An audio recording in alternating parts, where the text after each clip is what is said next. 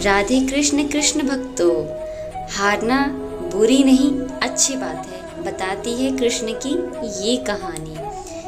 दोस्तों, श्री कृष्ण ने पृथ्वी लोक को उसके अत्याचारों से मुक्त कराने के हेतु उनका जन्म हुआ था। किशोर अवस्था में ही वो गोकुल से मथुरा आ गए तथा दुष्ट कंस का वध किया। कंस की मृत्यु से दुखी उसके ससुर जरासंध ने एक विशाल सेना लेकर मथुरा पर आक्रमण कर दिया। इस आक्रमण में उसके साथ शिशुपाल और काल्यावन जैसे शक्तिशाली राजा भी शामिल थे। जल्द ही सेना मथुरा जा पहुंची और मथुरा की राज्यसभा में श्री कृष्ण तथा बलराम को सेना को सौंपने का संदेश भेजा गया।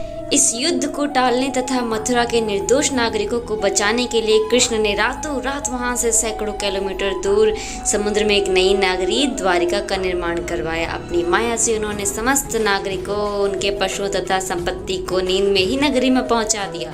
अगले दिन सूर्योदय के समय कृष्ण तथा बलराम जरासंध की सेना के सामने जा पहुंचे और उसे लड़ने के लिए चुनौती दी।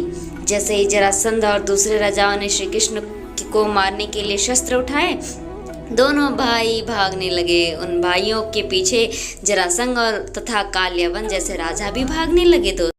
कुछ ही देर में दोनों भाई बहुत आगे निकल गए और उनके पीछे केवल मात्र काल्यावन रह गया।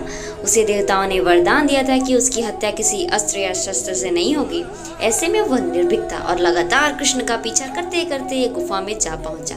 गुफा में राजा मुकुचंद सो रहे थे, जिन्हें इंद्रदेव ने वरदान दिया था कि जो भी उन्हें उठाएगा वह उनके देखते ही जलकर भस्म हो जाएगा।